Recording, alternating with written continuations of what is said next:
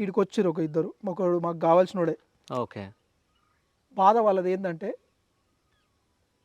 CCI అని ఉంటుంది. హ్మ్.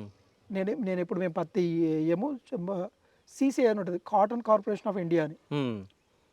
వాడు ఇంతకుముందు పోయిన ప్రీవియస్ గవర్నమెంట్లో అన్లిమిటెడ్ కొనేటోళ్ళు వాళ్ళు. హ్మ్. క్వింటాల్కు 10 సారీ ఎకరానికి 10 క్వింటాలు పంతుంది, 5 క్వింటాలు పంతుంది. అసలు ఎవరు చేయకుండా గడ్డిలో వదిలేస్తే క్వింటాలు పంతుంది, హ్మ్. అప్ టు 22 క్వింటాలు కూడా పంతుంది పత్తి పర్ ఎకర్. నువ్వు ఏడు ఏడు ఏడు క్వింటాలని బెంచ్ మార్క్ సెట్ చేసి ఎట్లా అమ్ముకుంటున్నాడు? వాళ్ళు అవును. ఫోన్ చేసి 2 రకాలు ఉన్నాయి ఇలా. సీసీఐ ఏమో ఓపెన్ చేయడు ముందల, అది దసరా కంటే ముందు నుంచే పత్తి ఏరుతూనే ఉంటారు వీళ్ళు హ్మ్. రైతులు, ముందు వేసిన వాళ్ళు ముందు వస్తూనే ఉంటుంది. హ్మ్. వాళ్ళ పత్తి సగం అయిపోయిందాక సీసీఐ ఓపెన్ చేయడు. ఓపెన్ మీన్స్ లైక్ వాడు తీసుకోడు, కొనడు. ఓకే. మధ్యలో దళారులు ఉంటారు కదా, వాళ్ళు తీసుకోరు అని చెప్పి ముందర డబ్బులు అవసరం కూడా ఏం చేస్తారు, నా దగ్గరికి ఇద్దరు ముగ్గురు తక్కువకి వచ్చారు. అమ్మేసుకుంటారు. అన్న ఇట్లా మా పిల్లలు స్కూల్ ఫీజులు కట్టాలి, తొందరగా పత్తోడు ఆడు సీసీఐ ఓపెన్ చేయాలి, వీడియో తక్కువ కడుగుతుండని చెప్పి వచ్చారు.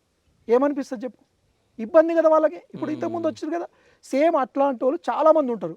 కష్టమైన వాళ్ళు, ఇబ్బంది ఉన్నోళ్ళు, ఆ డబ్బుల దాన్ని క్యాచ్ చేసుకొని ఈ మిడిల్ మ్యాన్లు ఉంటారు కదా, ఈ బ్రోకర్లు, ఈ వెండర్లు, సోకాళ్ళు ఏమన్నా అనుకో, ఇక ఇది బ్రోకర్ అనుకో, వెండర్ అనుకో, మిడిల్ మ్యాన్ అనుకో, వ్యాపారస్తుడు అనుకో, వాళ్ళని క్యాచ్ చేసుకుంటాడు.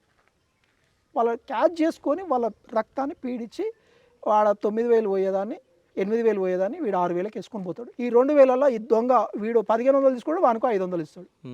దీనికి కనీసం ఆ పొజిషన్లో ఉన్నోడన్నా వచ్చి ఫైట్ చేయాలి, లోకల్ ఎమ్మెల్యేలన్నా ఫైట్ చేయాలి, లేకపోతే గవర్నమెంట్ అన్నా ఉదారంగా వచ్చి రైతులను ఆదుకోవాలి మీరు.